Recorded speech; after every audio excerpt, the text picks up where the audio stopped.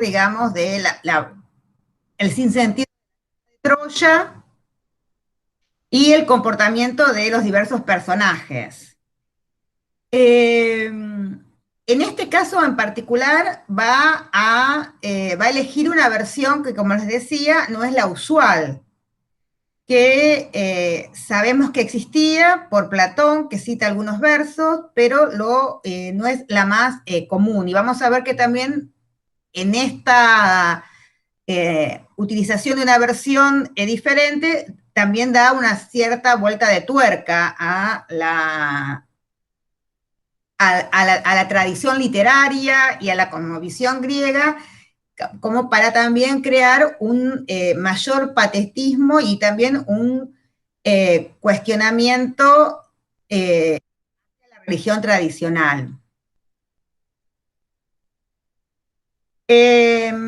Bueno, ya habíamos dicho la vez pasada, la clase pasada, de que Helena es una tragedia conflictiva que había sido menospreciada, que actualmente ha sido reivindicada porque estaría tratando temas que son muy importantes o a nivel filosófico o a nivel religioso en la Atenas del siglo V. En un primer momento está relacionada con el tema de que era usual en la filosofía o en la retórica de la época, el construir un argumento a partir de antinomias, de paradojas. Y en este caso tenemos a la mujer infiel por excelencia en toda la tradición literaria occidental y griega en ese momento, presentada como la fiel esposa, la que prefiere en determinados momentos de la tragedia dar la vida, perder la vida, antes que perder su, digamos, inocencia o su castidad. Que incluso hay escenas cómicas cuando corre, cuando lo ve a Menelao, aparte de Menelao estaba lleno, digamos, estaba andrajoso, y cuando lo ve se asusta y corre, algunos hablan de que es una escena cómica por cómo estaría corriendo, pensando que la persiguen, es decir, hace lo imposible para defender su castidad, ¿no?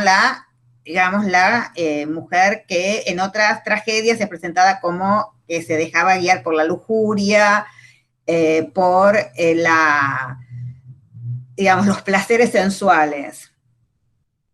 Por otro lado, no es la culpable de la guerra de Troya, sino que incluso en Egipto no sabe qué ha pasado, o sea, sabe de la guerra, pero no sabe el desenlace, no sabe qué ha pasado bien.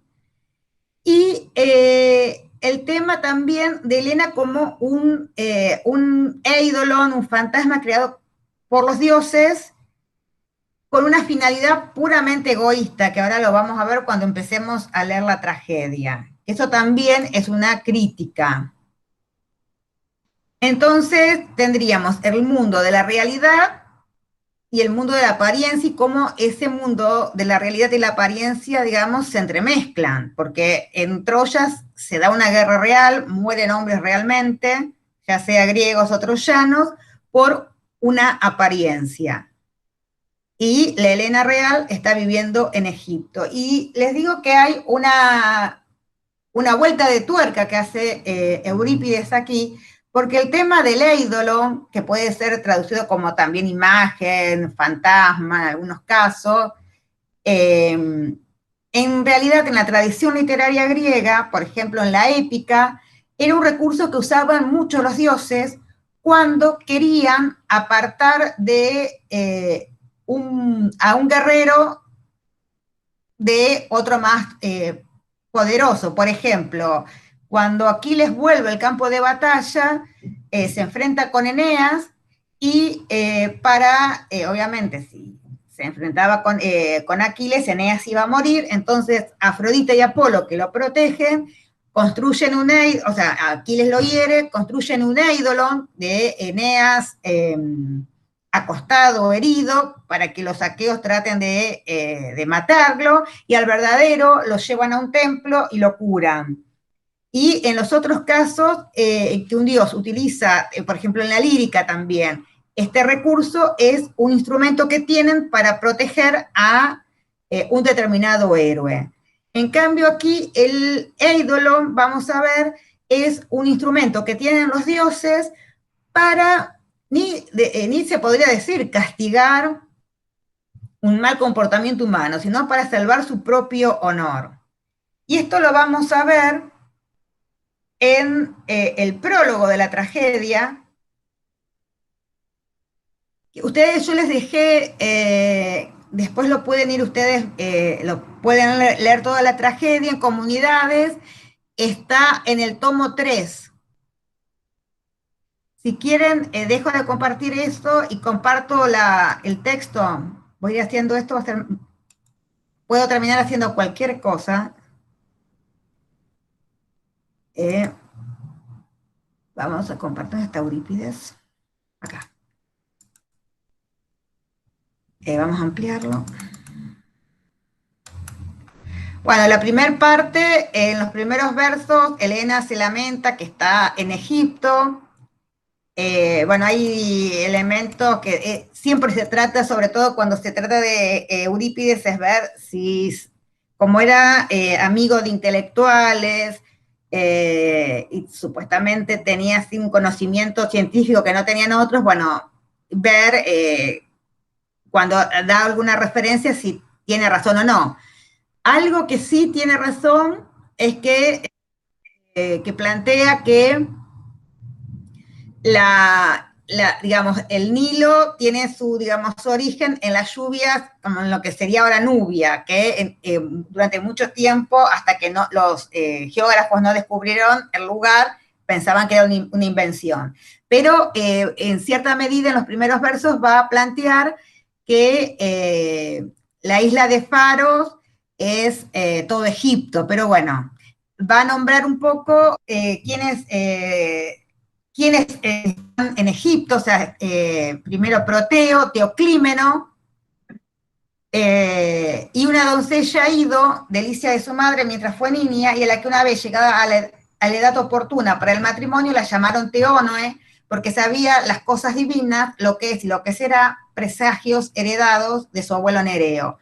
El tema también es importante acá porque Teónoe va a ser un personaje esencial para el éxito de los planes de Helena y Menelao para lograr poder regresar a Esparta y también para la lectura religiosa.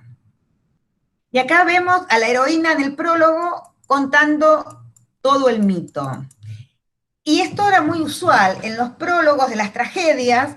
Si bien los autores no podían inventar argumentos, tenían que trabajar con el mito tradicional, siempre en el prólogo se daban algunas indicaciones para que el auditorio pudiese seguir la trama, si había alguna innovación, algo que tenía que ese auditorio prestarle atención. Los de Eurípides son particularmente largos, precisamente porque muchas veces introduce elementos que no estaban en las versiones más corrientes. Dice, en cuanto a mí, mi patria, Esparta, no carece de gloria y mi padre es Tindario, pero es fama que Zeus, bajo la apariencia de un cisne, llegó volando hasta mi madre Leda y entró furtivamente en su lecho, fingiendo huir de la persecución de un águila, si es que la historia es fidedigna. Me llamaron Helena, los males que he sufrido voy a decirlos. Y aquí está la versión tradicional del mito, que es Zeus, para poseer a Leda, toma la forma de un cisne, y era un mito tradicional, creído incluso en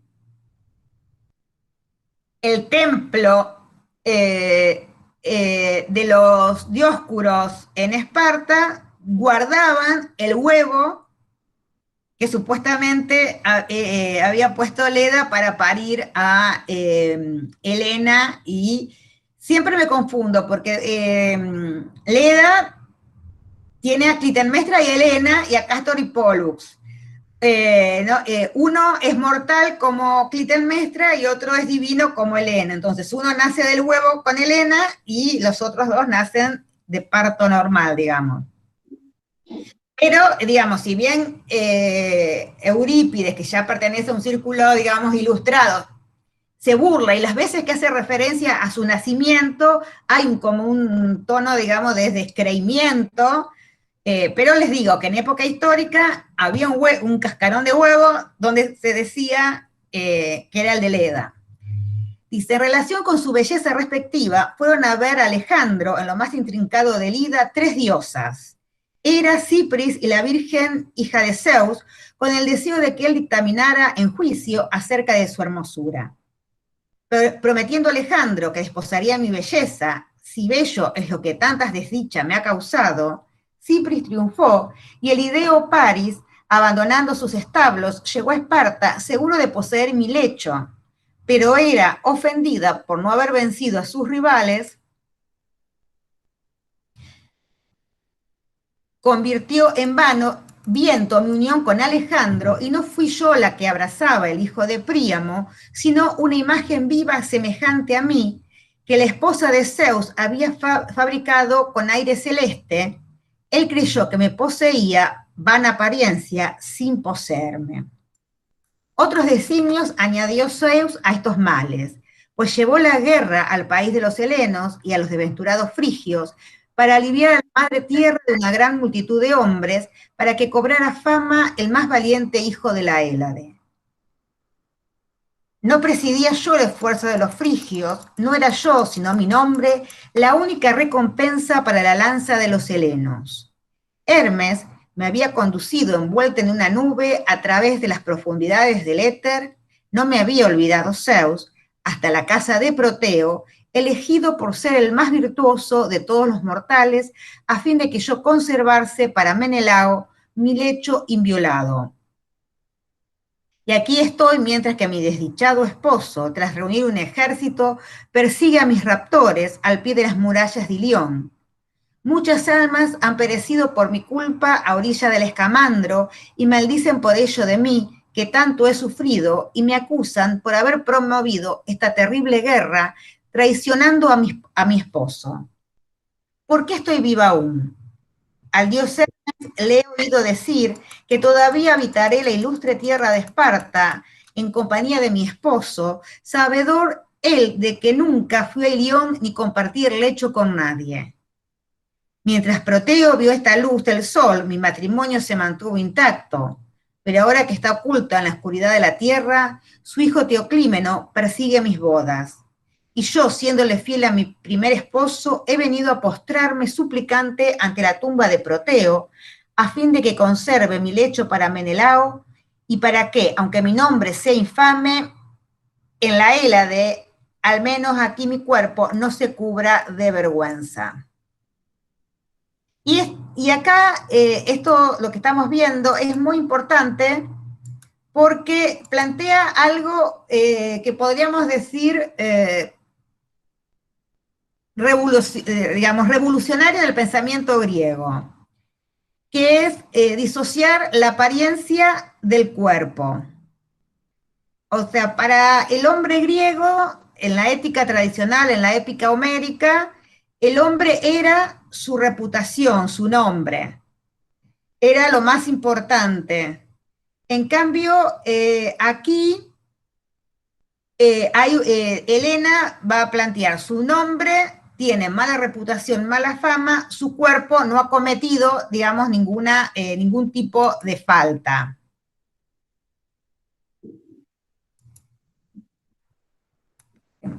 Y el tema del eidolon es también importante porque acá vemos entonces para qué los dioses, en este caso Hera, construye el eidolon, porque se siente menospreciada. Digamos, es el amor propio de una divinidad la que hace que Helena no huya con Paris. Digamos, no piensan, Hera no piensa, bueno, es que siendo diosa del matrimonio, podría decir, bueno, como defensora del matrimonio, evito que Helena cometa adulterio. No, en ningún momento, y en todos los pasajes de la tragedia donde se habla de el eidolon que construyó Hera, se va a hacer referencia precisamente a esto, digamos, como el amor propio de la diosa no quiere que Afrodita se jacte de haberla vencido. Y por otro lado, el plan de Zeus. ¿Se acuerdan que lo habíamos mencionado la vez pasada? Que había tradiciones anteriores que Homero no recoge, y sí el ciclo de una tradición que planteaba que la Tierra se molestaba por la cantidad de humanos, y por eso Zeus desata la guerra de Troya, para limpiar la Tierra de humanos. Y también lo que dice aquí, el plan de Zeus, y también, era también darle honra a un héroe en particular, no dice el nombre, pero el autor yo sabía que era Aquiles. Y se acuerdan que habíamos leído un poema de Alceo, donde se plantea la diferencia entre Helena y Tetis, la madre de Aquiles, de acuerdo, digamos, a la fidelidad a los esposos, pero terminaba el poema de Alceo planteando, digamos, la gloria de Aquiles frente a Helena.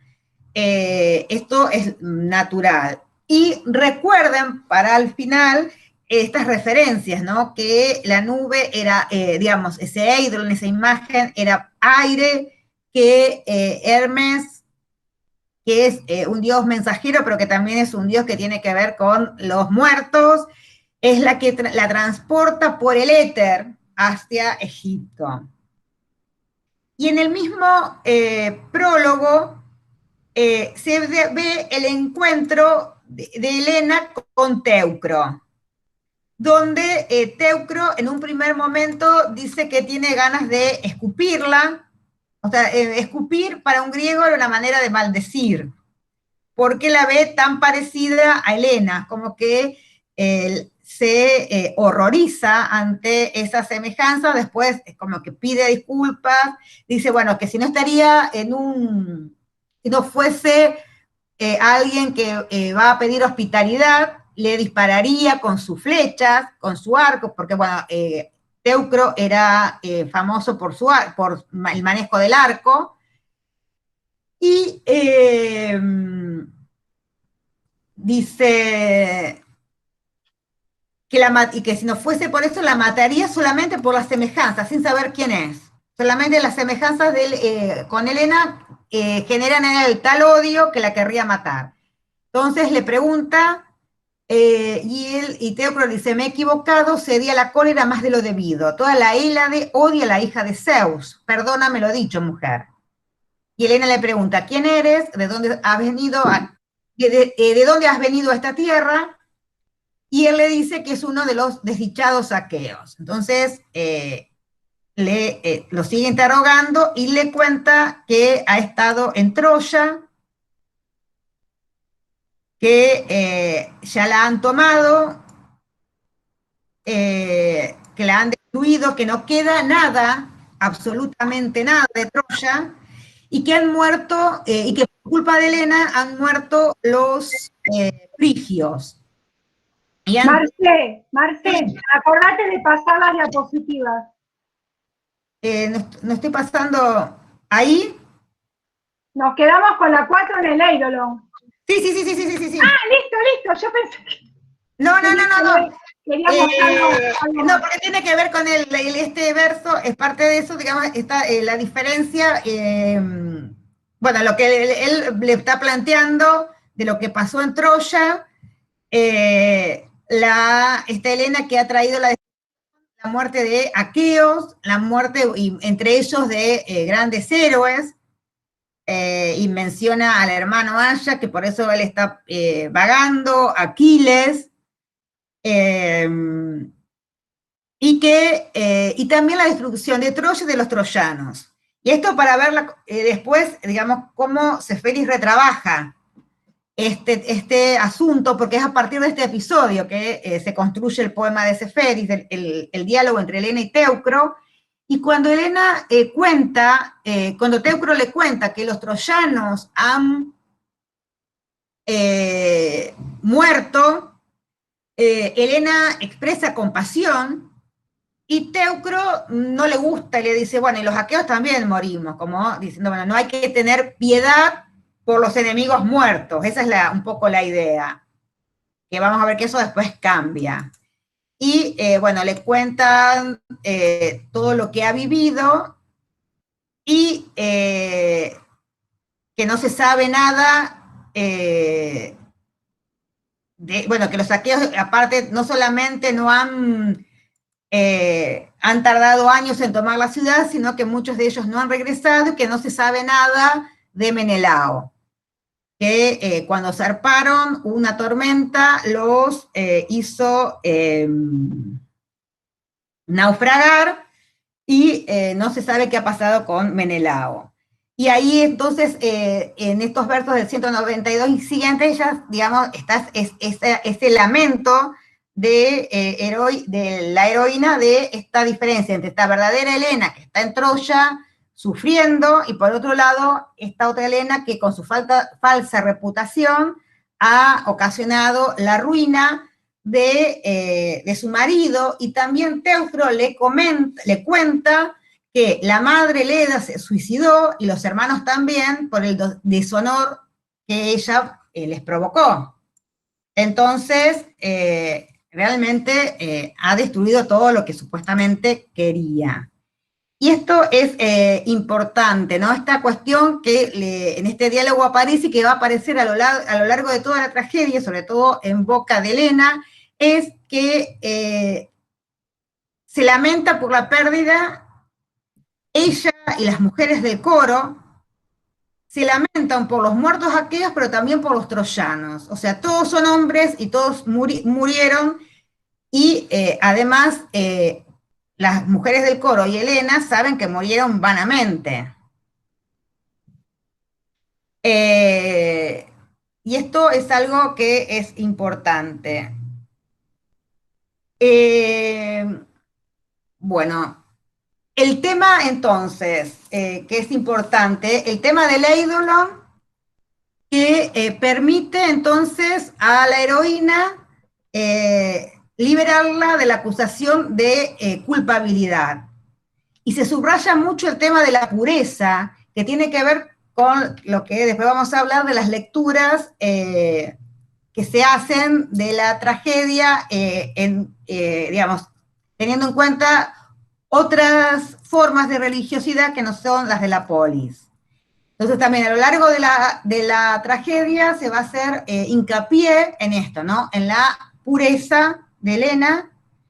Y si bien este eidolon ha sido construido, digamos, con fines, digamos, no totalmente justos por Hera, la ha preservado su cuerpo de... y entonces también surge esta cuestión, ¿cuál es la realidad y cuál es la apariencia? Porque bueno, la real Helena está en Troya, pero el nombre, el eidolon con el nombre está, la verdadera está en Egipto, el eidolon con el nombre que está manchado está en Troya, y los aqueos y los troyanos creen que esa es la verdadera Helena. Entonces también se pone en cuestionamiento, bueno, ¿cuál es la realidad? ¿Cuál es la apariencia? Que son cuestiones que en la filosofía de la época eran tratadas, digamos. Bueno, y esto, que es, ¿por qué es importante, no? Porque aquí lo que va a plantear Eurípides, y que aparece en otras tragedias también, es la disolución de ese vínculo entre el cuerpo y el nombre. Que era, para la ética griega aristocrática, era una unidad. Ahora, este nombre puede, que es en el caso de Helena, puede aparecer disociado, y porque tenemos que pensar qué implicaba cada cosa, digamos, ¿no? Porque cuando hablamos de cuerpo, estamos hablando, sí, de la figura humana, pero también como las nociones éticas en el mundo griego tienen que ver con lo estético. O sea, el hombre noble era el hombre bello, o sea, en griego es kalos. ¿Por qué? Porque se consideraba que alguien que era noble tenía que ser lindo y tenía que ser rico, es decir, aristócrata. Y el nombre es la reputación, la fama por las buenas acciones, por las hazañas que se ha realizado. Y todo eso tenía que estar unido. En Eurípides eso ya no pasa. Un caso, digamos, complejo y llevado al extremo es el caso de Helena, pero también vamos a ver en otras tragedias que los personajes nobles, que son bellos, que tienen todas las cualidades, tienen una mala reputación porque actúan mal. Por ejemplo, en la Electra, los nobles se comportan innoblemente, en cambio, el campesino, que incluso en la descripción que hace el poeta lo presenta como alguien feo, deforme, es el único en toda la tragedia que se comporta noblemente. Es decir, esa disociación ahí se ha cumplido en lo material también. Y por este motivo, digamos, por ejemplo, un autor que habíamos mencionado la vez pasada, Seagal, considera que no puede pensarse esta tragedia como una comedia, sino también como una tragedia que cuestiona los imperativos morales de la época. Y el tema, bueno, de la vergüenza. Y el tema ella se ha mantenido, su cuerpo se ha mantenido casta y esto, toda la tragedia juega con eso y también hay ambivalencias, porque por un lado se ha mantenido casta, pero su nombre se ha manchado por la reputación de adúltera. Y ella siente, a pesar de haberse mantenido casta, siente vergüenza y incluso se siente culpable por las acciones que no ha cometido y que supuestamente cometió su Eidolon.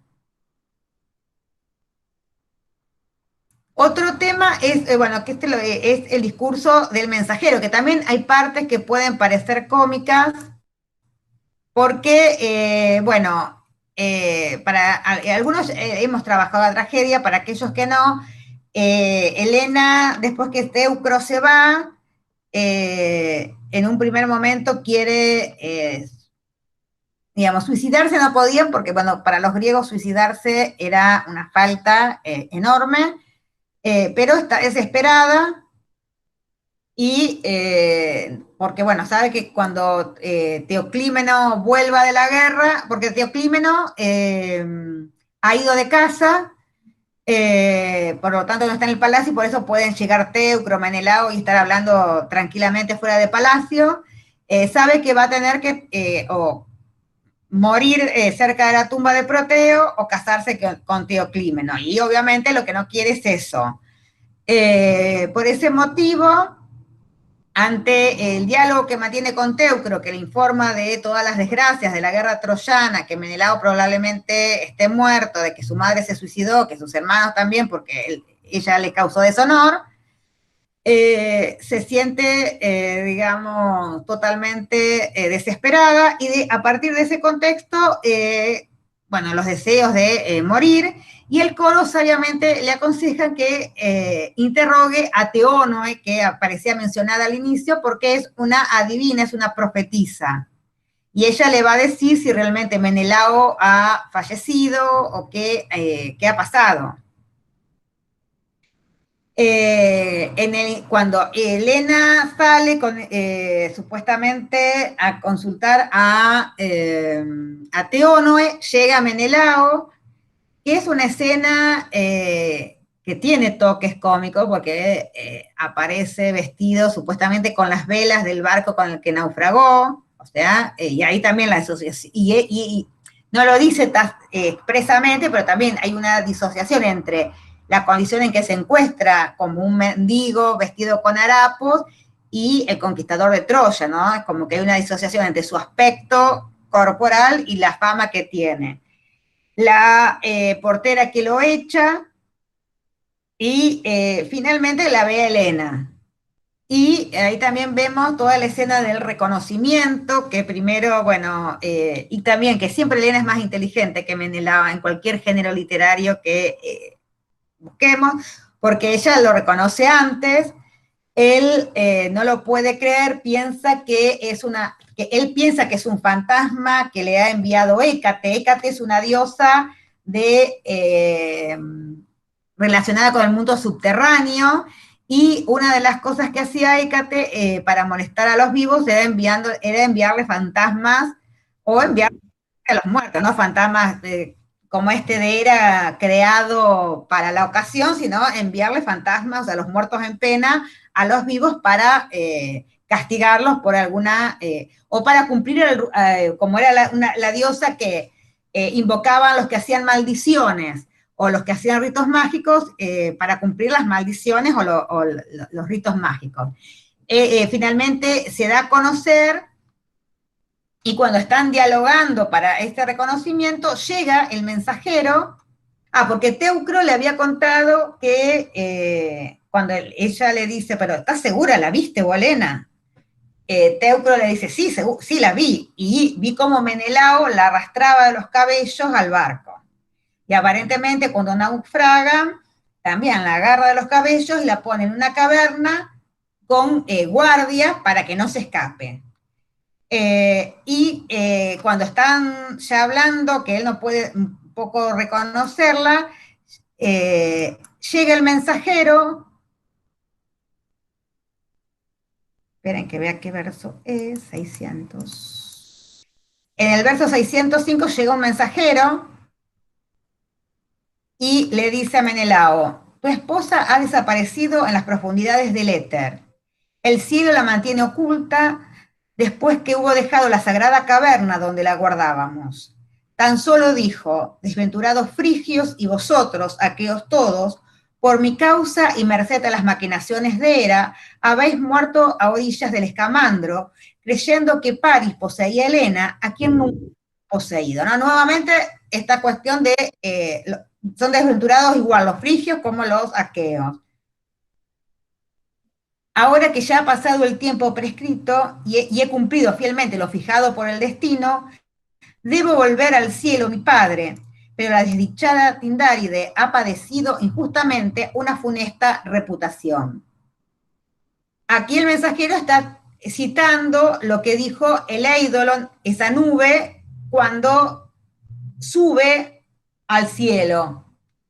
Y ahí la ve a Helena y le dice, salud, hija de Leda, estabas aquí. Y yo que anunciaba que te habías marchado a las estrellas sin saber que tuvieses un cuerpo alado. No consentiré que te burles una segunda vez de nosotros. Ya nos has proporcionado suficientes fatigas en Ilión a tu esposo y a tus compañeros de armas. Es decir, él casi sin asombrarse la ve a Helena y piensa que ha sido una broma. Pero con estas palabras, Menelao termina, digamos, de reconocerla. Y lo que es interesante en esta tragedia, también para ver esta presentación de Helena y cómo aparece presentado Menelao como jactancioso, es que sienten alegría, felicidad por estar juntos, pero Helena dice, bueno, nos hemos encontrado para morir, porque no tenemos, no podemos, no tenemos solución porque no hay ninguna solución porque Teoclímeno obviamente nos va a matar, o te va a matar para que porque se quiere casar conmigo. Entonces ahí entiende por qué la portera lo había echado, y Helena le dice que tenían que planear un engaño, una artimaña. No, es ella la que planea todo. Y Menelao es el que lo va a ejecutar. Y lo que va a hacer Helena es, bueno, pedir primero la ayuda de Teonoe, de la adivina, porque si no, no va a poder, digamos, después volvemos con el tema que estábamos tratando. Les cuento más o menos el argumento para aquellos que no la leyeron. Necesitan la ayuda de Teonoe, porque como Teonoe es adivina, no pueden engañar a nadie teniendo una adivina cerca. Y por otro lado es la hermana del rey. Pero Teonoe, como es justa, como se la presenta ya en el prólogo, va a aceptar ayudarlos. Entonces, cuando llega Teoclímeno, le dicen que Menelao es un aqueo que ha naufragado y que ha llegado con la noticia de que Menelao muerto, lo cual alegra enormemente a Teoclímeno, y ella le dice que antes de casarse necesita honrar debidamente a su marido. Y para eso va a necesitar un barco y un animal para hacer un sacrificio en el mar, porque esa era la costumbre espartana. Teoclímeno, digamos, duda, pero finalmente cede, y cuando están en el mar, obviamente matan a los egipcios que estaban y pueden regresar sanos y salvos a Troya. Cuando Teoclímeno se entera y quiere matarla a la hermana, aparece Castor como un deus ex machina, es decir, como era un recurso en que los dioses aparecían como en una grúa arriba, y le dice a Teoclímeno que se quede tranquilo, que ese era el plan de Zeus, que Helena tenía que regresar a Esparta, y que tiene que ver con lo que vamos a ver después, que finalmente va a ser venerada con los hermanos, que Menelao cuando muera va a ir a la isla de los bienaventurados por haberse casado con Menelao, y que la hermana había actuado, digamos, piadosamente. Por eso dicen que tiene tonos de comedia, ¿no? Esa presentación de ese Menelao al principio jactancioso, vestido de harapos, eso en un auditorio un poquito estructurado como los atenienses del siglo V debe haber causado broma, digamos, jocosidad, porque aparte es un bravucón, porque, por ejemplo, Teucro dice, te mataría si no fuese un extranjero, porque sabe que como extranjero se tiene que quedar tranqui. Y cuando Helena le dice, no, andate porque acá matan a todos los griegos, Teucro dice, bueno, me voy. En cambio, Menelao sigue insistiendo, la portera le dice, no, andate, y él sigue, pero yo tomé Troya, yo tenía tantas vestiduras, que es, o sea, muy jactancioso. Después el tema del engaño, de cómo se narra cómo mataron a todos los egipcios, hay como también un tono burlesco, este final feliz, que los dos pueden huir, había causado hasta este momento, digamos, un poco de...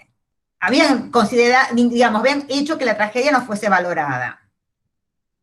Bueno, esto es lo que decíamos también, el tema de que cuando habla Helena, o en este caso el Eidolon, siempre se plantea el sufrimiento de los dos lados. Cuando hablan los hombres, siempre el tema es la reputación, el sufrimiento griego. Cuando siguen hablando,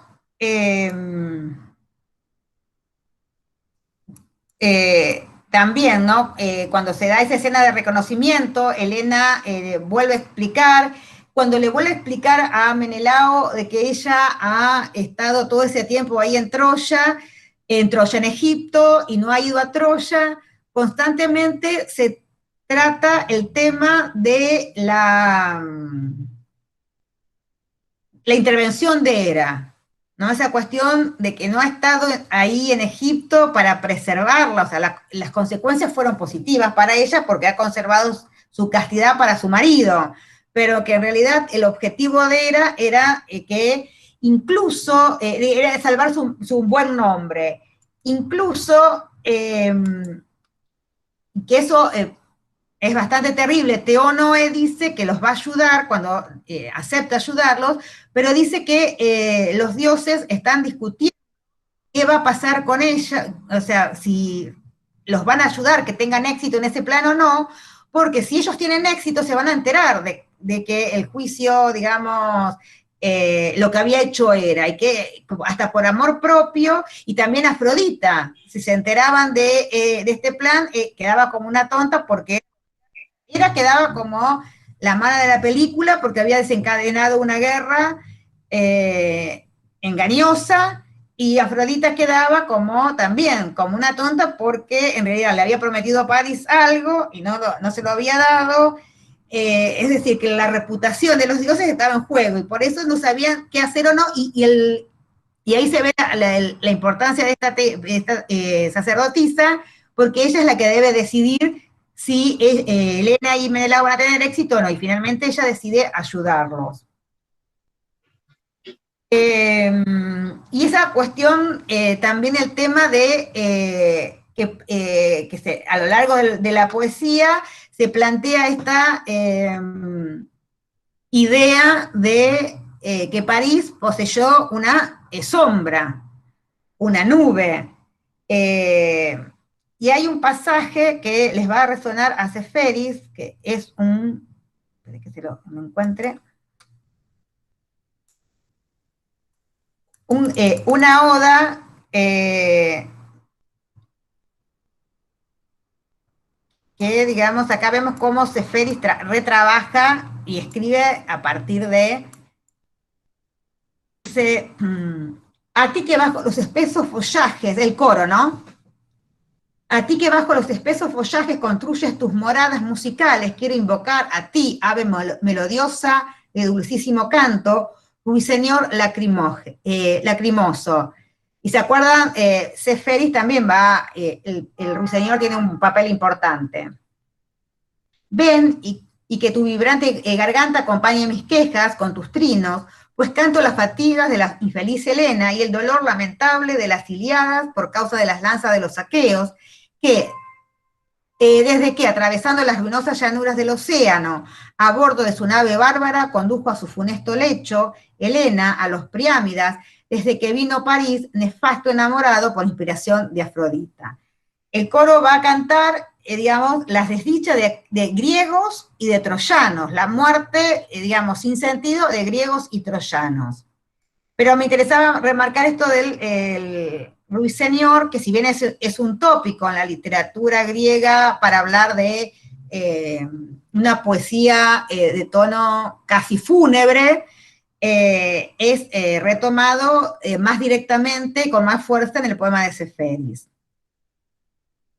Entonces, bueno, lo que se plantearía es una ruptura entre el mito y la realidad, entre la apariencia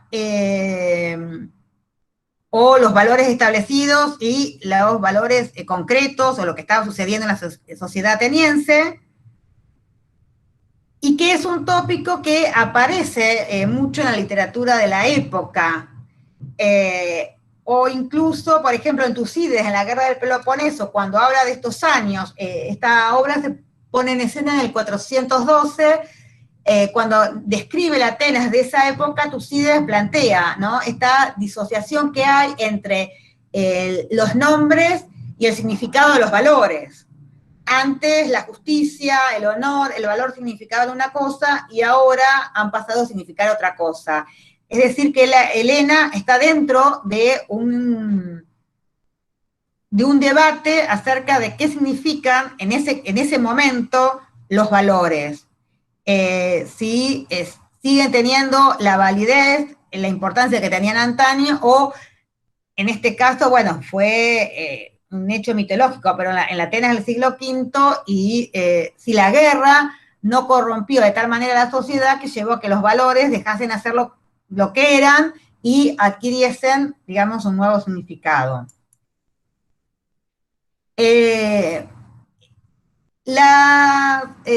Bueno, también se plantean que hay incongruencias formales en la construcción, o sea, es una tragedia que no tiene las estructuras formales, porque de una verdadera tragedia, por ejemplo, la entrada del coro, que la cantaba el coro, en esta tragedia lo cantan Helena y el coro.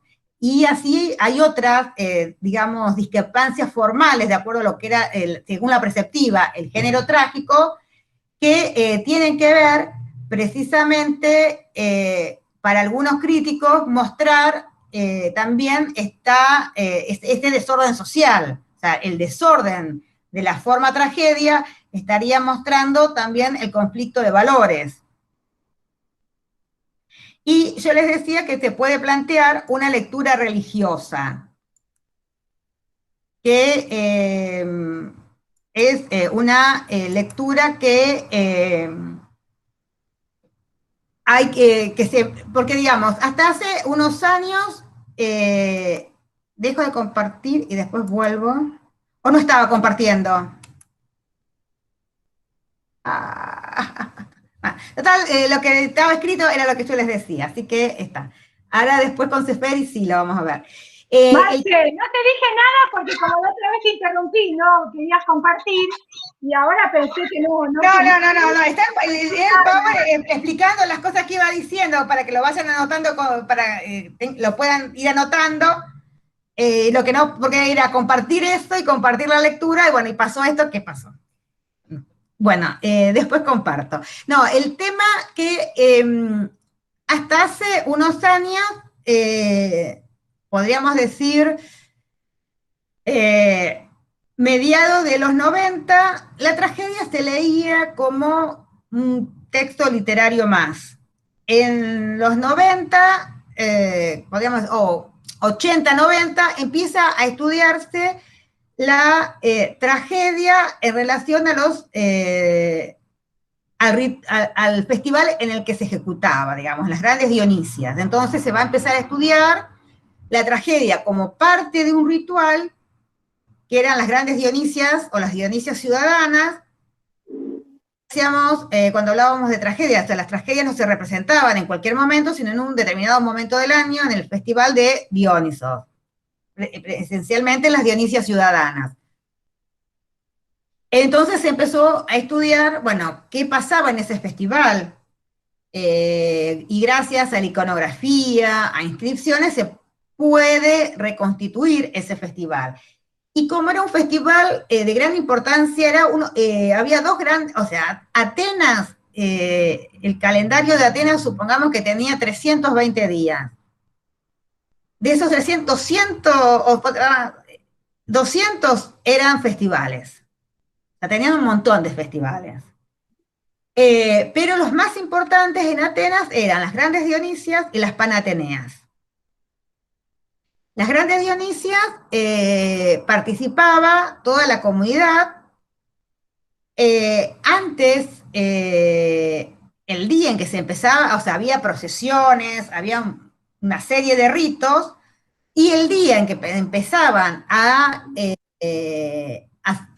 y se representaban todos los días, un autor trágico presentaba 3 tragedias y un drama de sátiro, y bueno, el primer día, antes de que el primero compitiese, el estratego, es decir, el funcionario más alto de la ciudad, realizaba un sacrificio a Dionisos.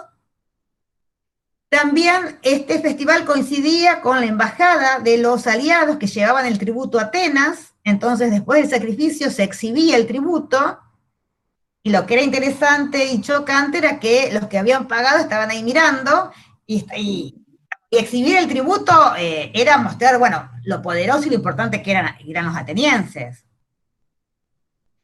Es decir, una demostración de poderío. Y después desfilaban, antes de que empiece las tragedias, los huérfanos de guerra que habían cumplido 18 años, es decir, que habían terminado con la efebía, es decir, con el servicio militar, y ya eran ciudadanos.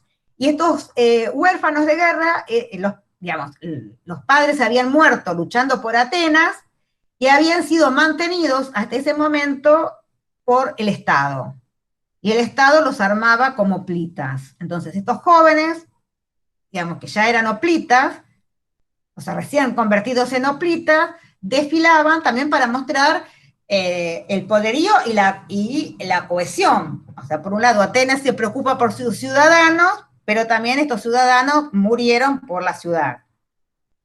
Entonces se empezó a ver cómo en la tragedia se debatían cuestiones que tenían que ver con los valores, como vimos acá, con la justicia, con la injusticia, con las exigencias de la ciudad en contra de las exigencias de los clanes nobles. Entonces, lo que se planteó es que las representaciones trágicas y posteriormente las cómicas, cuando se incorporan en el festival, tenían como finalidad redefinir, ajustar, digamos, anualmente la ideología cívica. Bien, en la tragedia muchas veces se cuestionaba la ciudad, lo que, digamos, el resultado de esas puestas en escena, digamos, de esas 9 tragedias, era reflexionar y poder redefinir cuáles eran los valores que tenían que regir a la ciudad de Atenas.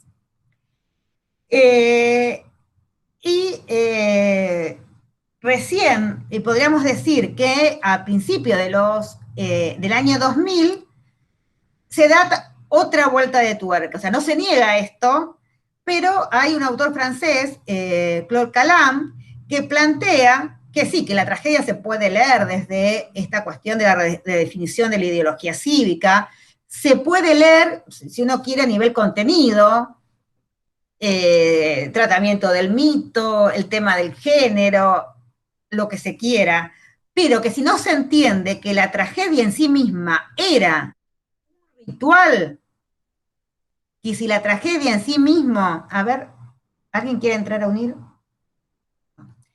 Que la tragedia en sí mismo era un ritual, era como una suerte de himno que los personajes, el coro, estaban ejecutando en honor a Dioniso, la tragedia no puede ser entendida. Y por otro lado, una griega que trabajó en Oxford, Survinu Ingu, que es una de mis ídolas, ya murió, pero ella nunca lo supo, pobre, pero me encanta, que ha trabajado mucho en la religión griega, y ella una de las que ha hecho la reconstrucción de todo el ritual de las Dionisias a partir de inscripciones y el estudio de las imágenes de los vasos, plantea que como la religión griega no era una religión del libro, no hay un libro sagrado, no hay profetas, no hay un sacerdocio que tuviese la tarea de velar por las verdades religiosas, porque en realidad los sacerdotes, salvo los de Leusis, los demás sacerdotes eran cargos públicos como ser general o ser jurado en el tribunal. Había algunos en Atenas, por ejemplo, el de Atenea Polias y el de Erecteo, que si bien se podían elegir, había 2 familias que siempre tenían digamos, para ser ellos los sacerdotes. Pero el sacerdote en Grecia no implicaba ni pureza, ni castidad, nada. Entonces, ¿quiénes eran los que transmitían ese saber? Los poetas. Survinu Ingu lo que va a plantear es que la ciudad en las tragedias, además de redefinir los valores, pensarse a sí misma, también la tragedia era un instrumento para pensar lo religioso. Y le da una cabida a ritos, o lo que, si bien ella es una de las que propone la noción de la religión de la polis, y que es verdad, pero no es lo único, que el hombre griego no se puede relacionar con los dioses si no es a través de la ciudad. La ciudad es la que media entre el hombre y los dioses, como creo que lo hemos dicho. O sea, no era que alguien se iba a Dodona a preguntarle si se casaba o no. Iba a Dodona para preguntarle si se casaba o no, pero tenía que hablar con el proxenos, es decir, el cónsul de Atenas en Dodona o en Delfos. Este cónsul hacía todas las tratativas, incluso algunos dicen que era ese mismo cónsul el que iba y hacía las consultas y después iba con la respuesta. Tampoco nadie se le ocurría, bueno, estoy mal, no sé qué hacer, mi vida es un desastre, me voy al templo y le rezo a Atenea. No. No pasaba eso. El hombre se comunicaba con los dioses en los festivales y generalmente los fieles eran espectadores, si bien todos los ritos eran afuera, porque el templo era la casa del dios. Al templo entraban las sacerdotisas o los sacerdotes, según si era dios o diosa, en determinados días del año, tampoco es que entraban todos los días al templo. Y los comunes de los mortales no entraba nadie. Siempre había altares y los ritos se hacían fuera. pero como eran grandes procesiones y grandes festividades, el 90% veía la mitad y podía ver en las representaciones iconográficas, en los relieves votivos, escenas que pensaban, este es tal, pero en realidad el público miraba lo que podía y se comunicaba con los dioses en esos momentos. Eh, pero esta religión, y bueno, lo mismo, por eso también para los griegos era tan terrible el exilio, o sea, porque el hombre se relacionaba con los dioses a través de la ciudad y también con los muertos. Entonces, un hombre que era alejado de su ciudad perdía contacto, digamos, con los muertos, con los dioses, no solamente con los seres vivos. Pero junto a esta religión de la polis hay otros cultos, que son los cultos mistéricos. Y en todas las obras de Eurípides, o en una gran cantidad de ellas, hay alusiones a estos cultos mistéricos. Hay una estudiosa francesa, Jacqueline Azael, y un griego, Marcantonato, que trabajan precisamente, en especial el orfismo, en las obras de Eurípides. Y esta tragedia en particular tiene, y ahí también la importancia de los coros, elementos que permite ver estas alusiones, incluso algunos autores la han considerado como una obra que está dando cuenta de los valores, por ejemplo, defiende los valores pitagóricos, la mayoría de los órficos. En la Párodos, a ver, esperen que busco para escribir.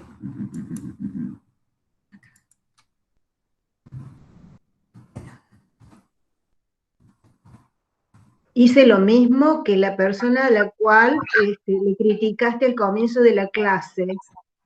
¿Qué hice? Yo no apagué el micrófono y me fui, pensé que subía rápido, perdón. Pero no hubo tanto ruidito. Personalmente te voy a hasta amarrear, pero no puedo, así que... No, está bien, no hay problema. El primer himno, la Paro 2, que supuestamente la cantaría solamente el coro, la canta el coro y Elena. Y ahí Elena va a cantar un himno a Perséfone y las sirenas. Y las sirenas, acá tengo la secretaria Reyes que me escribe los nombres, gracias. Las sirenas, nosotros tenemos la imagen de Homero solamente. En realidad las sirenas en el mundo griego eran divinidades que estaban asociadas a los muertos. O sea, en la mayoría de los cementerios tenían una estela y una sirena. ¿Por qué? Porque se suponía que las sirenas con su canto guiaban las almas al más allá. En la tradición órfica pitagórica, las sirenas eran, digamos, las musas del mundo de los muertos. Eran las que cantaban en las esferas lunares para las almas que todavía, digamos, no podían zafar, digamos, de la reencarnación. Es decir, que ya empezamos con dos divinidades que están asociadas a el mundo de los,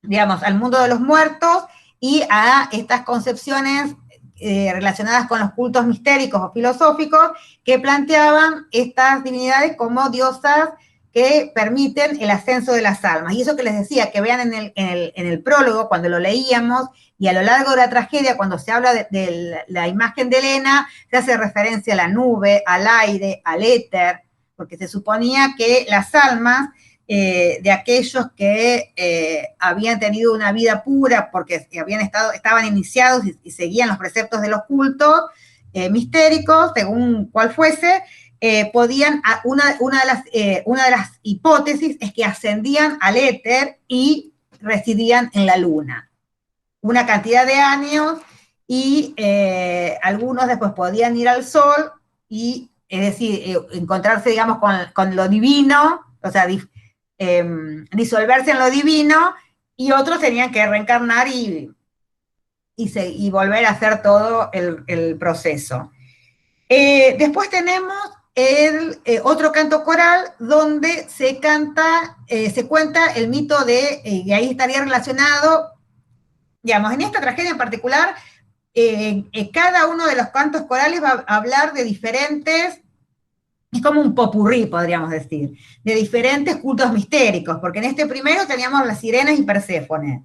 Después, en el verso 1301, empieza otro canto coral donde tenemos el mito de Deméter y el rapto de Perséfone, o sea, está relacionado con los misterios eleusinos, ¿no? Y también la promesa así como Perséfone, raptada por Hades, vuelve al mundo de los vivos, así también aquellos que están iniciados pueden volver a, digamos, más que volver al mundo de los vivos, ir al más allá, a una isla o a un lugar bienaventurado. Incluso toda la tragedia estaría también, se podría leer en relación con ese mito. ¿Por qué? Porque Helena está, digamos, desaparecida, está no desaparecida del mundo de los vivos, está oculta en Egipto y finalmente va a reaparecer, va a volver a Grecia e incluso se la va a divinizar. Y después tenemos la siguiente oda coral, que es un himno a Jacinto. Yo siempre me reía porque Jacinto era mi perro, pero este es otro Jacinto. Jacinto es un héroe o una divinidad digamos, indoeuropea. Era venerado con mucha fuerza en Amiclas, una ciudad cercana a Esparta, donde se supone que el centro del poder espartano en un origen estaba en Amiclas, y en ese lugar y que se conservan relatos de la época de Pausanias, y ahora no queda nada, existía en el templo de Apolo días en que se le rendía culto a Jacinto y otros días que se le rendía culto a Apolo. Incluso estaba representado el dios en un trono, y en la base del trono estaba narrado todo el mito de Jacinto y la apoteosis, o sea, cómo Jacinto ascendía como una divinidad a el Olimpo. En Esparta se realizaban unas fiestas, las jacintias, que eran muy importantes, eran ritos de pasaje, porque en las jacintias, y tenían una gran participación las mujeres, era como donde los jóvenes y las jóvenes pasaban, digamos, de la adolescencia a la adultez. Es como que era un festival donde se los mostraba, porque tanto jóvenes como, digamos, de los dos sexos, bueno, las mujeres, las chicas, iban en carros, conduciendo carros, pero también había cantos, danzas, tanto de jóvenes como, digamos, de jóvenes, de los dos sexos, y era como, también servía como para mostrarlos, y bueno, Calam dice que después obviamente se podían armar los matrimonios, pero era un rito de pasaje. Que es importante la jacintia, se ve, por ejemplo, en otras obras, por ejemplo, Aristófanes en Lisístrata, cuando se pacta la paz y los espartanos vuelven felices a Esparta, cantan que van a poder participar de nuevo en las jacintias. Pero lo que es importante, que es un rito de pasaje y que está asociado también a los cultos, digamos, que prometían una vida más feliz en el más allá. Es decir, que toda la tragedia está asociada o construida con elementos que aquel que está, o sea, un ateniense común que no estaba iniciada en los misterios, podía ver la crítica a la guerra, podía ver el debate entre la realidad y la apariencia, podía ver, mira qué mito tomó acá Eurípides, pero aquellos que estaban iniciados en los cultos mistéricos podían ver, podían reflexionar acerca de sus propios ritos. Y así, Jacqueline Azaer y Marc Antonatos han trabajado varias de las tragedias donde se puede ver, bueno, una tragedia que vamos a ver, que es Alcestis, también se la trabaja, porque vamos a ver la Alcestis de Yourcenar y vamos a ver la Alcestis de Eurípides. Esta tragedia ellos directamente la trabajan como una obra órfica. Eso lo vamos a ver. Después, otro tema que en esta Helena es importante es el tema de pensar que esta tragedia se pone en escena después del desastre de Sicilia, o sea, el último gran desastre militar de Atenas, antes de ser derrotada, sucedió unos años antes. Entonces, un poco esta tragedia que habla de la guerra, digamos, del porqué de la guerra, de una guerra injusta que sufren tantos, o sea, sufren tanto troyanos como aqueos, también se podría ver como una crítica a la guerra. Por ejemplo, Sigal plantea particularmente esto. Y pasamos a Seferis. Y ahora sí voy a compartir. Hay dos versiones que ustedes tienen en... No estoy compartiendo.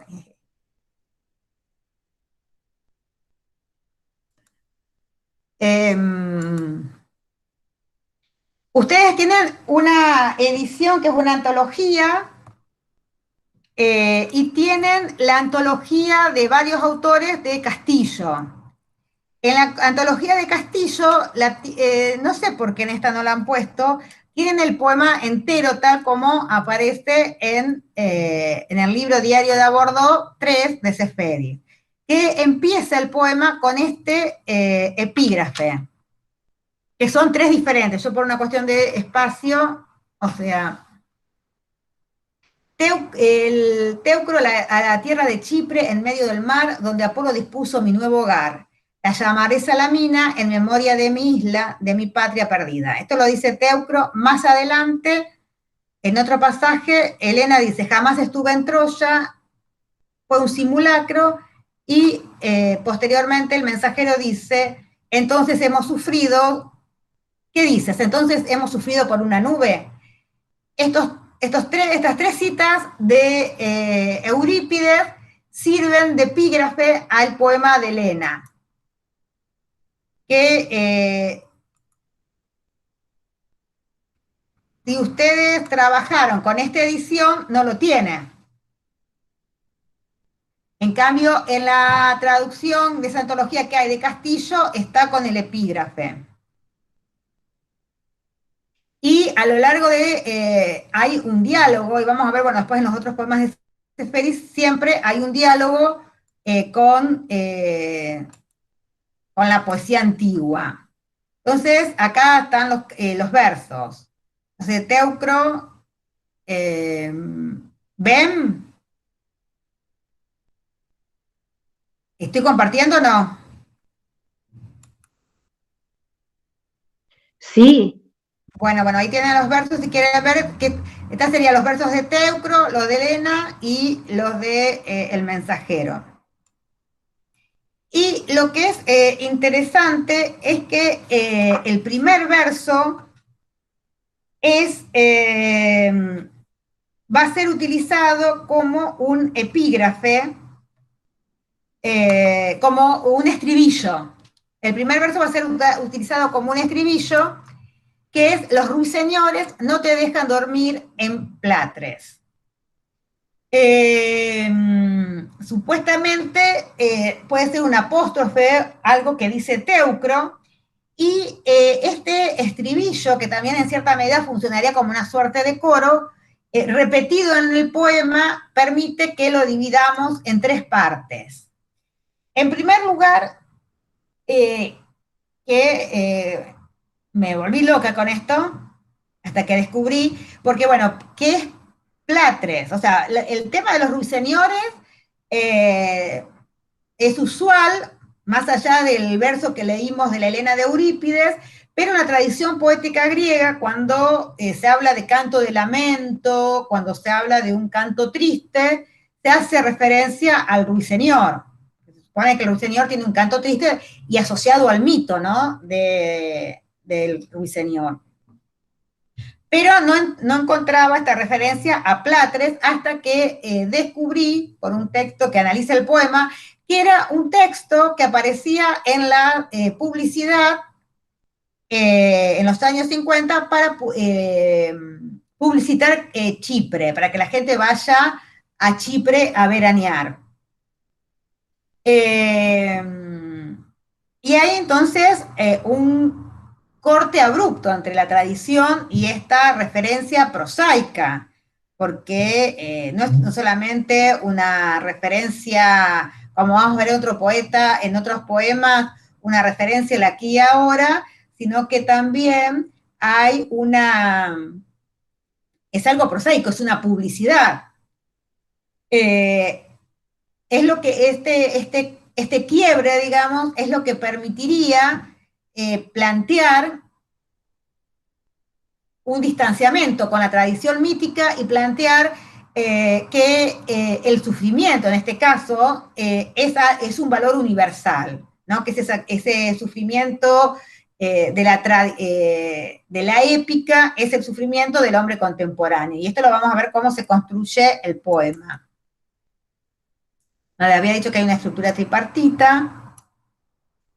Y la primera parte ocuparía los primeros 22 versos, donde vamos a ver que está el tema de la nostalgia, también de recordar quién es uno, y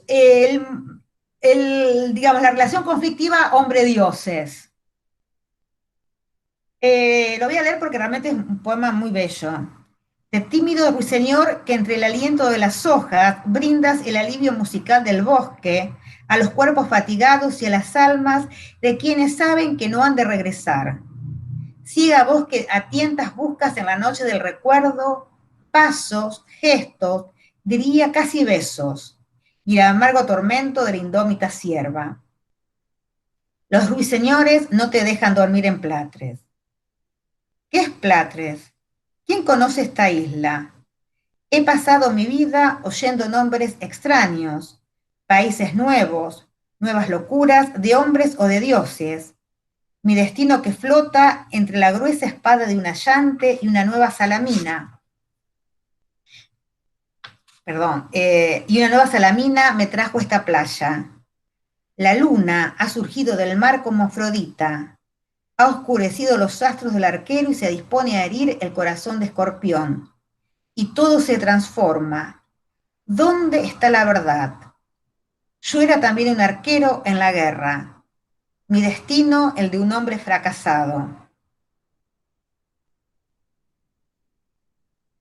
Canoro ruiseñor, en una noche como esta en la playa de Proteo escucharon tu voz las esclavas de Esparta y se echaron a llorar. Y entre ellas, ¿quién dirías? Helena. Tantos años que estuvimos buscándola junto al escamandro. Estaba allí, al borde del desierto. Me acerqué a ella y me dijo, no es verdad, decía, nunca subí a la nave de azulada proa, ni he pisado jamás la fuerte Troya. Con profunda cintura, el sol en los cabellos, y ese porte todo sonrisa y sombras en los hombros y en los muslos, en las rodillas, radiante piel y ojos, con sus largas pestañas, estaba allí a orillas de un delta. Y en Troya nada, era solo un espectro. Así lo quisieron los dioses. Y París dormía al lado de una sombra como si fuera un ser vivo. Y nosotros estuvimos muriendo por Helena durante 10 años. Un enorme dolor se abatió sobre Grecia, tantos cuerpos arrojados a las fauces del mar y a las fauces de la tierra, tantas vidas entregadas a la muela del molino como si fueran trigo. Y los ríos arrastraban entre el lodo la sangre, por el cimbreo del lino flotante, por una nube, por un tremolar de mariposa, por la pluma de un cisne, por una túnica vacía, por Helena. Y mi hermano, ruiseñor, ruiseñor, ruiseñor, ¿qué es un dios? ¿Qué no es? ¿Qué hay entre uno y otro? Los ruiseñores no dejan dormir en Platres. Avecilla llorosa, a Chipre, besada por las aguas, que han hecho que tanto me acuerde a mi patria, arribé solitario con esta leyenda. si es cierto que es una leyenda, si es verdad que los hombres ya no creen, no caen en el antiguo engaño de los dioses, si es cierto que otro Teucro dentro de unos años, o un Ayante, un Príamo, o una Hécuba, o algún anónimo desconocido que sin embargo haya visto un escamandro repleto de despojos, no está predestinado a escuchar mensajeros que vienen a pregonar que tamaño dolor y tantas vidas se hundieron en el abismo por una túnica vacía, por una Helena. Bueno, es muy bello el poema. Vieron, el tono es desencantado. También tenemos que pensar que, ya lo habíamos hablado cuando hablamos del otro poema de Seferis. Seferis es, digamos, si uno tendría que definir la poesía de Seferis, el tema de la nostalgia, el sentido de la pérdida es constante. Y el tema de la diferencia, primero el tema, digamos, no hay una jactancia, sino que no se da, empieza a hablar y recién en el verso 8 se va a dar a conocer. Su encuentro con Helena es en realidad una alusión, no hay una... no aparece Helena como personaje, sino es lo que él recuerda de ese encuentro con Helena. Y cuando se pregunta qué es Platres, está planteando también el problema del nombre. Y también, como en la de Eurípides, habría una disonancia, ¿no?, entre estos nombres, que en algún momento va a hablar nombres insólitos, nombres desconocidos, con la realidad. Ya no hay una relación unívoca entre nombre y realidad. Digamos, los nombres podrían ser como formas huecas. Que esto lo retoma en otras partes del poema. Pero hay una pregunta, bueno, acerca de la identidad. Por otro, el tema, la pregunta de la verdad, y que aparece en dos partes en el poema, que se pregunta qué es la verdad, y también esto de qué es un dios o quién es un dios, ¿no? También una pregunta sobre la divinidad. Marce, Sí. cuando pregunta, ¿y mi hermano? ¿A quién se refiere con mi hermano? Porque Teucro es hermano de Ayax Telamonio. Los dos son hijos de Telamón. Telamón es el hermano del padre de Aquiles. O sea, la mitología griega es como una revista Caras. El padre de Aquiles, Peleo, tiene un hermano que se llama Telamón, que reina en Salamina. Y tiene un hijo legítimo, que es Ayax, y tiene un hijo bastardo, que lo tuvo con la princesa con una hija de Príamo, una hermana de Príamo, pero bueno, no es un hijo legítimo, y los dos van a Troya. O sea, en Troya son los dos hermanos igual, es la tragedia griega que hace uno bastardo y otro legítimo por las leyes atenienses, digamos. Pero bueno, lo que cuenta la tradición mítica es que Ayax muere en Troya, se suicida, vieron que dice, mi destino que flota entre la gruesa espada de un Ayante y una nueva Salamina. ¿Qué pasa? Ayax se tira sobre la espada. Claro, él se suicida tirándose sobre la espada. Y dicen que este padre Telamón era, y lo dice en la tragedia de Sófocles, Ayax, Telamón tenía un carácter bastante difícil. Entonces, ante la muerte del hermano, en la tragedia de Sófocles, dice, bueno, ¿cómo hago? Porque va a pensar regresar con esta noticia, porque va a pensar que yo me quiero quedar con el trono y por eso no lo ayudé. Y efectivamente es lo que cuenta la tradición que pasó, que cuando llega Salamina de regreso, Telamón lo maldice y lo expulsa por no haber defendido a Ayax. Y entonces el errante llega a Chipre y funda una ciudad que en época histórica existía, que se llamaba Salamina también. Ese sería el hermano. y que después también aparece de nuevo, aparece al final otro Teucro dentro de unos años, o una Yante, un Príamo, una Hécuba. Ese es el hermano. Que están, digamos, muy relacionados en toda la tradición. Y el tema de lo que cuenta, o sea, tenemos a Helena a partir del relato que hace Teucro, y lo que se plantea es que ha ido una nube que es inocente y aparece como una víctima, no aparece una Helena bella, sino hay alusiones a esa belleza por ese vestido tenue, esa túnica de lino, pero Helena como personaje no aparece. Aparece el relato del sufrimiento, de las quejas por los padecimientos sufridos. Y el tema, digamos, la pregunta por la verdad. Y acá hay una diferencia también importante. ¿Se acuerdan que cuando hablábamos en Eurípides, Helena y el coro de mujeres griegas que están prisioneras ahí en Egipto, son cautivas, ambas, digamos, el coro de mujeres como Helena, plantean los sufrimientos de griegos y troyanos.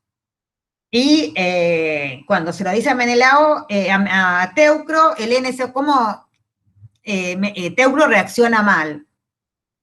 Porque es como que solamente tiene que importar el sufrimiento de los propios, ¿no? En ese momento estaba la ética de ayudar al amigo y dañar al enemigo. Entonces llorar por un enemigo muerto era como traicionar al amigo. Acá eso no aparece, acá tanto griegos como troyanos son todos engañados, todos luchan vanamente. El mismo, digamos, yo poético, que en este caso sería Teucro, plantea el sufrimiento compartido, mutuo. Y por otro lado, este sufrimiento causado por una ilusión. Entonces, bueno, también preguntarse qué es la divinidad. Y esta idea de que los héroes actúan pensando que van a ganar gloria, renombre, y son solamente juguetes en manos de los dioses. Y lo que vemos en la tercera parte es esto que decíamos, ¿no? La universalización del dolor. Todos han perdido, quizás más los troyanos que han perdido la ciudad, pero acá es como que están, digamos, tanto griegos como troyanos están igualados por un sufrimiento común.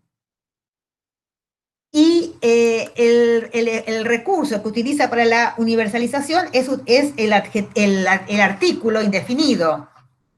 Una Yante, un Príamo, una Hécuba, un Escamandro, una Helena.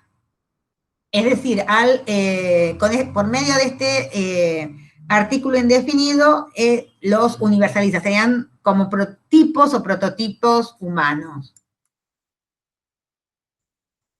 Bueno, vamos a dejar de compartir. Bueno, ¿qué les pareció este poema? ¿Les gustó? Sí. La verdad que me gusta. Hermoso. Bellísimo. Hermoso y muy triste. Sí. Muy triste. Sí. Lo que pasa es que te hace reflexionar también sobre tus creencias y sobre lo que perdiste. En definitiva, o sea, uno le escucha, tiene el arquetipo dando vuelta, pero en definitiva se aplica a cualquier persona. Es una cuestión de pérdidas, de duelo. Trata de eso. Sí. Lo siento así, digamos, ¿no? No, sí, es mostrar si la pérdida, la añoranza por lo que se ha perdido, y lo más terrible es que se ha perdido en vano, porque, digamos, otros poemas se puede plantear cuando se toma el tema de Odiseo. Bueno, hay pérdidas, hay nostalgia, exacto, pero hay una razón acá, por un fantasma, por una túnica vacía. Exacto. Se ha perdido todo por eso. Esto es lo terrible. Sí, es como cuando uno corre detrás de una idea y en definitiva esa idea no fue más que eso, una idea y la realidad te enfrenta. Y Sí, bueno, sí, y ahí sí, te sí. das cuenta. Sí, Es sí, lo que mismo. perdiste años, tiempo persiguiendo algo que después, o cuando lo conseguiste dijiste, ah, era esto. Tema universal. Sí, sí, sí, sí, sí, sí. No, digamos, la primera vez que lo leí, o sea, yo esperaba otra cosa porque cuando estaba trabajando Elena y pensé que era ella la protagonista, pero la verdad es que me encantó. Y por otro lado, eso yo ya no lo manejo tanto, la historia de Chipre contemporánea, pero también que haya elegido a Teucro, que sería como el fundador y el primer rey de esta salamina chipriota, tiene que ver con todos los vaivenes políticos de la Chipre de los años 50. Sí, sí, sí, digamos, sí, la certeza, eh, las seguridades sobre las que uno vive, o darse cuenta de que esas cosas que uno cree seguras terminan siendo ilusiones o cosas vanas. O Eh, que somos solamente juguete de los dioses. Claro, sí, sí, sí, sí, sí, sí, sí. Esa idea, un poco esa la idea del hombre que cree que, por ejemplo, en el caso de los héroes troyanos, creen que estaban logrando hazañas y terminaron siendo juguetes de los dioses. Un poco esa es la idea, que es, no te vayas, Ana. Se fue Ana. Eh, ¿Algún comentario, alguna reflexión? Muy Yo bien. encuentro, yo Sí. encuentro en este poema mucha tristeza, no sé si me parece a mí, mucha tristeza. Él me parece que escribe muy melancólico, Sí, sí, sí, muy sí, sí, sí, sí, sí, añorando también. sí, sí.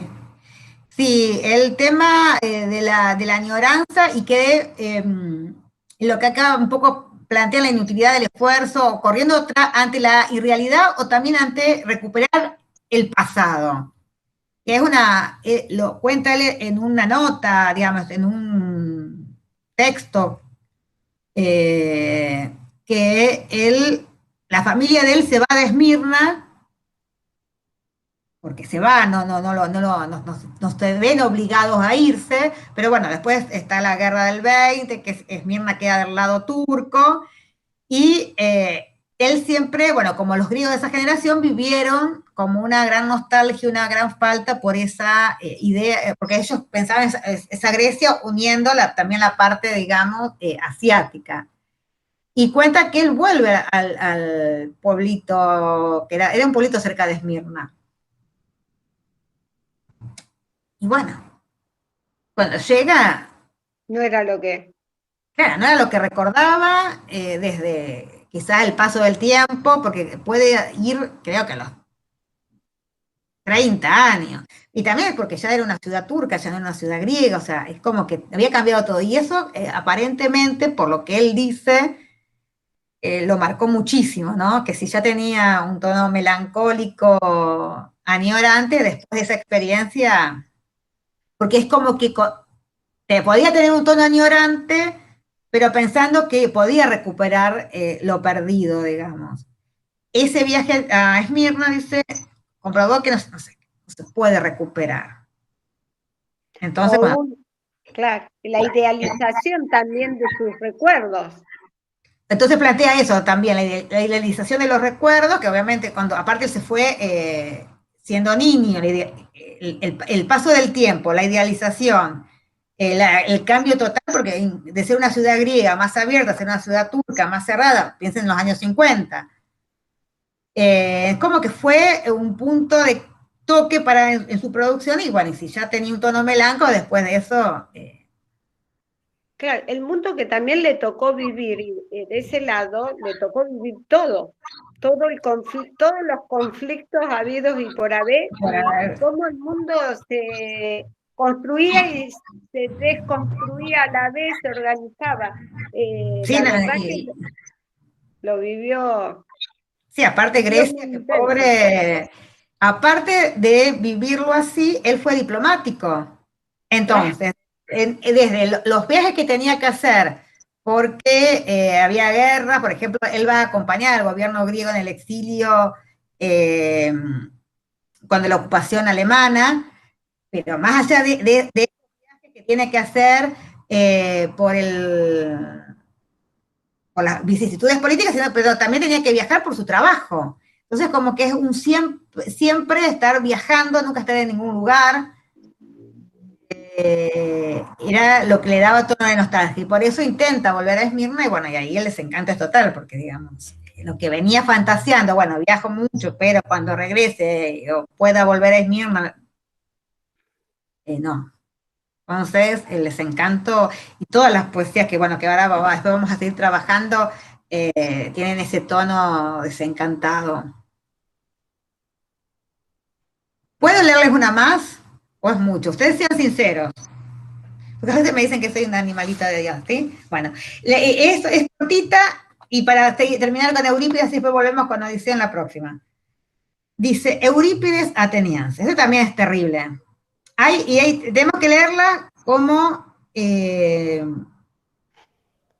habla de Eurípides a partir de lo que de las biografías antiguas. Los antiguos, sobre todo los helenísticos, empiezan a hacer biografías de los autores, y como no tenían material de archivo, ¿qué van a hacer? Van a utilizar las obras de Eurípides, o lo que decían otros autores de Eurípides. Entonces, bueno, se envejeció entre las llamas de Troya y las canteras de Sicilia.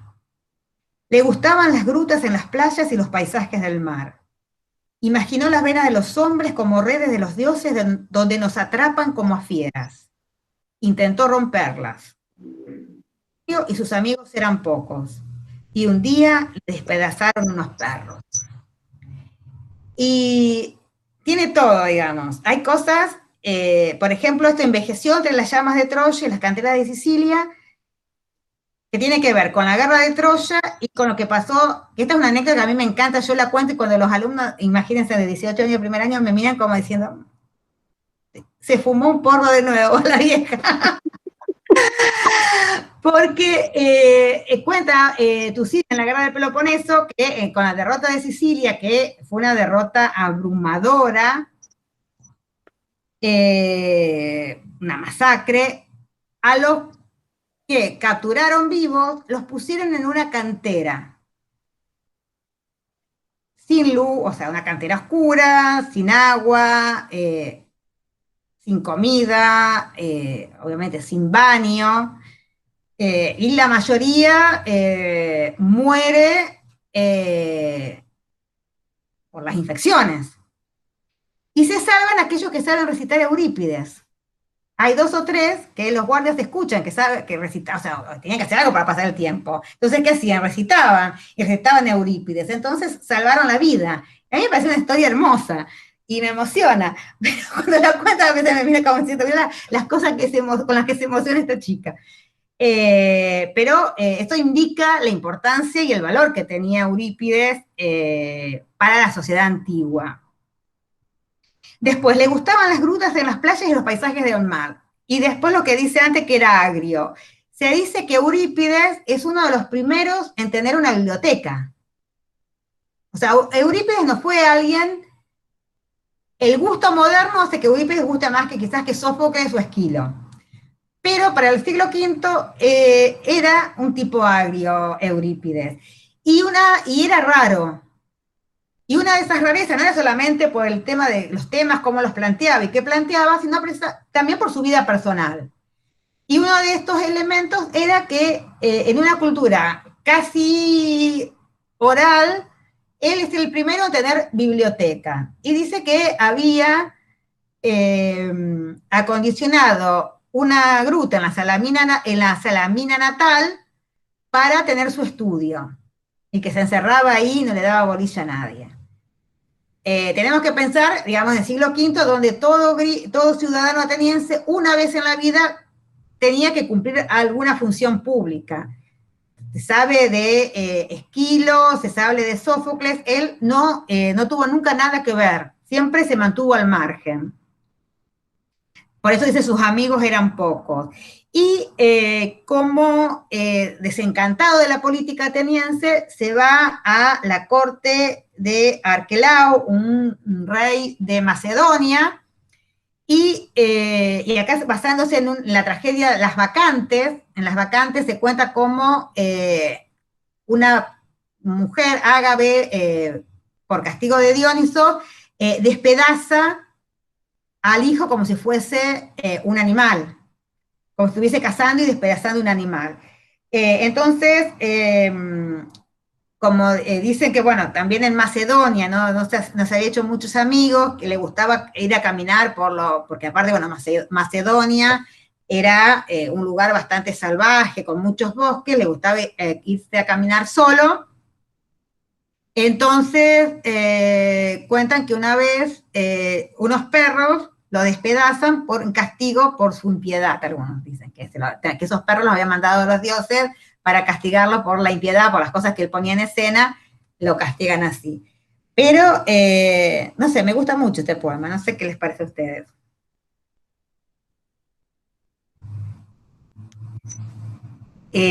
Porque también presenta como un hombre conflictivo, ¿no? Un hombre que no puede encontrar, no, digamos, como que está quizás al margen. Esto imaginó las venas de los hombres como redes de los dioses, donde nos atrapan como a fieras. Intentó romperlas. Como, digamos, la tarea de todo poeta, ¿no? De decir, contar verdades, y que no, a veces no tiene mucho éxito el poeta.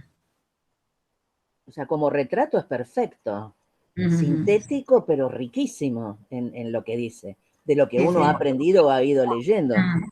Pero aparte lo muestra como lo que es, un hombre diferente en su época. Un hombre distinto. Sí. Había que tener coraje para ser tan escéptico en esa época.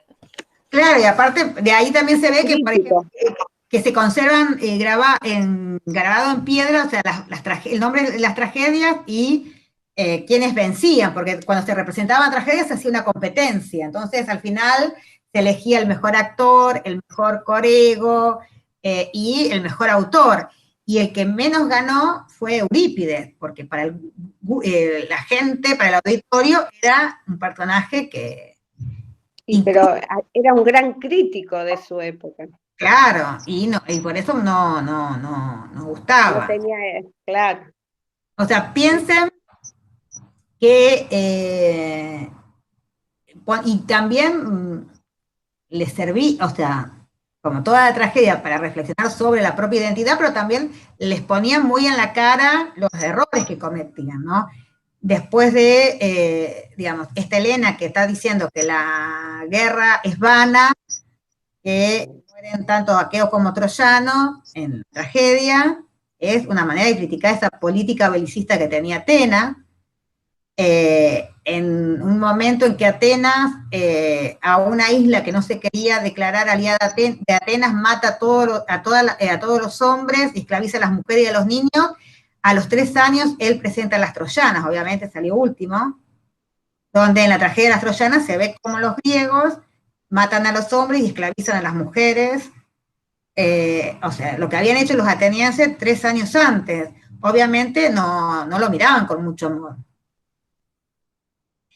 Y después, con el tema del descreimiento, se dice que el tratado de Protágora acerca de los dioses lo leyó, eso también, estas biografías, ¿no? Hay que tomarlas así con cuidado. Él lo leyó por primera vez en la casa de Eurípides. Así que era alguien que para los contemporáneos, y como vos decías, mi ser tan original, hace que sea el blanco de la comedia. O sea, en Aristófanes yo creo que no hay una comedia donde aunque sea no aparezca la palabra Eurípides. O sea, es el blanco de los cómicos. Porque como era el diferente, bueno, les daba tela para decir cosas. Le hacían bullying. Exactamente. No, era terrible. Incluso al tal punto que después la historiografía, porque bueno, lo cargaban como el hijo del verdulero, o de la verdulera, peor, porque como que ni tenía padre, la hija de la verdulera. El tema es que en una sociedad como la griega, aristocrática, que todo dependía del linaje paterno, y verdulera, o sea, porque usaban ese término, era clase trabajadora. En realidad era un noble, digamos, era aristócrata. O sea, tenía plata, la familia eran aristócratas los dos, padre, madre. Pero como a él le gustaba estar aislado en el campo, qué sé yo, salió esto, y bueno, todos los cómicos, a partir de Aristófanes, empezaron el hijo de la verdulera y quedó como... y después la historia, digamos, los historiadores posteriores, analizando, descubrieron que no, incluso en las biografías helenísticas aparecía este dato, hasta que por las inscripciones, digamos, de la fecha, digamos, del nacimiento, o datos así, se pudo descubrir que no, pero durante mucho tiempo se creyó que tenía como un origen plebeyo por ser objeto de burla. Y aparte él criticaba, él ponía en duda la palabra de los dioses, o la intervención divina, me parece un poco. Las contraponía, no es que las expone así explícitamente, pero yo pienso que hace dudar un poco de los dioses, que él, cuando se plantea qué es la verdad, quién tiene la verdad, qué es la verdad. Sí, eso que dice Seferis, que es la verdad, que es un dios, está en lo canta el coro de mujeres también en Eurípides. En el coro de los versos, que no se los leí finalmente, 1112 a 1133 está todo este tema de qué es o sea, qué es la verdad, qué es un dios, qué no es un dios, y las mujeres del código se preguntan cómo nos vamos a relacionar con los dioses, si hacen estas cosas, si engañan. Por eso, pone en duda a la divinidad.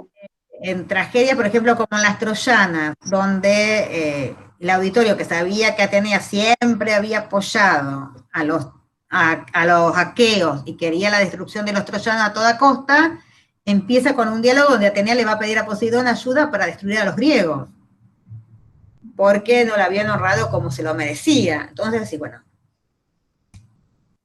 ¿qué dioses?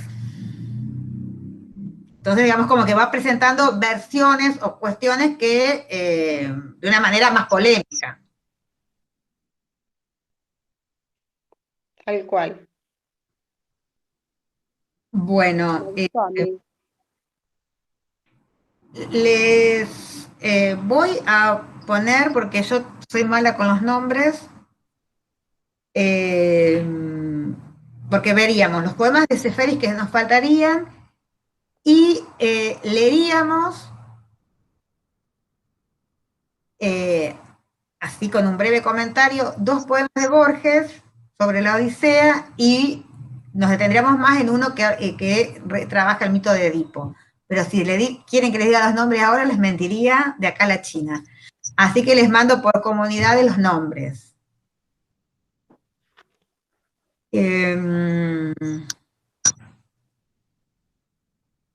Como es poquito, les voy a voy a poner las páginas. Creo que en el archivo de comunidades está en el nombre de qué página, que para que vayan leyendo. No, lean esto nomás, porque si no van a hacer mucho lío. Lean esto y si quieren pueden ir leyendo La Casa de Asterión, que ahí vamos a trabajar la próxima clase. Pero después le voy a dar para que vean algo de la antigüedad para después, para no hacer tanto lío.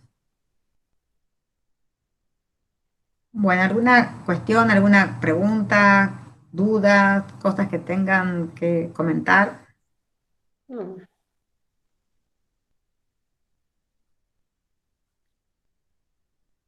¿Estamos? Prometo que quizás dentro de unos meses, cuando use PowerPoint, lo voy a saber. No, pero también este es el MIT de comunidades. Y ayer de la ONR, digamos, la facultad también. Es como que no te permite pasar como cuando usas tu mail particular, que vos vas pasando, tenés que ponerlo así. Yo no sé si es algo, también puedo ser yo y pruebo con mi Con el mío me pasa lo mismo. Pero el lunes yo di un seminario que lo armé en mi cuenta y no me pasó eso. Pero Así. teniendo los textos, si nos pasás por comunidad de los textos, lo podemos tener acá. Yo voy teniendo Claro. un poco en cada lado. Mientras vos hablás, voy mirándolo. Así podemos hacer. ¿Por qué? Si no, Claro. porque aparte ahí en la pantalla, por más que lo agrandemos, se ve muy chiquitito. Sí.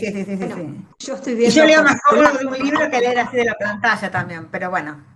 Sí, hasta ahora está todo ya en Nos comunidad. manejamos con los textos. Yo lo que hago cuando vos estás subiendo el Power, le saco una foto con el celu. Eso después yo lo leo tranquilo, lo traspaso. Lo pongo en la compu. Es lo que hago. Es lo más práctico. Y por lo pronto presto atención. Y sí. Me resulta bien. Después vos lo agrandás y escribís, ya está. Claro, sí. A mí me ha pasado que haciendo cursos quiero escribir así, todo lo que está así y me lo pasan y no terminas de escribir y tampoco escuché lo que me están explicando pero bueno. Bueno, señora. Hermosas tus clases. Sí. Hermosas tus clases. No, hermosos Esferi y Eurípides. Bueno, pero lo elegiste vos. Ellos son hermosos. Sí, los griegos son mi karma. Ellos dirán lo mismo que ocuparse de nosotros. Pero bueno, es así un amor que nos tenemos. No sé si de los caballeros quedó alguno y ya se fueron todos. Parece, a ver. Vamos a vigilantear. Había 2 y se fueron. Sí. Qué vergüenza. Huyeron. Huyeron despavoridos, tanta. Huyeron. Pero vos en tu karma no te sientas solo, porque ahora lo compartís con nosotros. Muy bien, así me gusta. Hay que es un karma compartido. Es menos karma. El gusto de los griegos, muy bien, eso es. Claro. Importante. Seamos hoplitas. Y también tengamos cada tanto un banquete. Eso estaría bueno. Bueno, pero ya cuando todo esto más o menos se ordene, nos vamos a reunir. Tengo que tomar la leche, que hace un montón no, que no. Totalmente. O la cerveza, qué sé yo. Claro, a veces íbamos a tomar, cuando terminábamos íbamos a tomar yo la leche y algunas tomaban cerveza. Birriábamos. Así que me cargaban porque yo tomaba la leche. Y aparte la expresión de la leche viene de otras épocas. Sí. Sí, se extraña eso. Sí, o nos echaban de los bares. Sí, también. La última vez, sí, una experiencia. Última vez fue un problema de errancia la última vez. Tipo Odiseo. Errando por Pellegrini. Porque no nos atendían. No, esa fue la penúltima, creo. La última fue la última. Y después la última, Lili. Que terminamos. Fue la última. Que yo saqué la foto y que la puse en el grupo. En la merienda. Pero me parece que después fuimos una noche a comer en diciembre. Sí, en diciembre fuimos una noche a otro lado. La de la errancia. Mira vos, ¿cómo no lo tengo presente? No me acuerdo. No lo tengo presente. ¿A dónde fuimos? ¿Se acuerdan? Sí, a Pellegrini, pero espera que me acuerdo. Me parece que era donde era... de aquel lado. Espera que le pregunte a mi hija de aquel lado. Que fuimos al fondo del restaurante donde estaba el aire libre. ¿Te acordás? Sí, y que vos invitaste a otro grupo también, Marcela. Bueno, ahí anduvo Hermes dando vueltas. No me acuerdo. Anduvo Hermes dando vueltas. En el humo. No, el día que nos fuimos a otro fue una tarde cuando terminamos, me parece, Sí, que de errancia sí, pero puede ser que hayan decidido el otro grupo. Nos echaron. Probablemente. La errancia fue la última clase que sacamos fotos y que fueron las fotos que subí. Esa fue la última clase de nuestro grupo. Y que fuimos de noche, ¿no fue la Mansa? No me acuerdo cómo se llamaba el lugar. Pellegrini. fue la última. Y la penúltima que terminamos en Nuria. Ahí es donde vos sacaste. Sí, en Nuria. Nuria En cuando Nuria vos- terminamos. Ah, bueno, yo la Bueno, cena no fue la lo de- tengo registrada. Nos Tampoco, no. autoechamos del otro Tomaste lugar. mucha cerveza a lo mejor. No, porque yo tomé la leche como Marce ese día. No tomé cerveza. No, señora. Nos habíamos autoechado. ¿Eh? Sí, no. Habíamos No sé si autoechado. había un partido o qué, que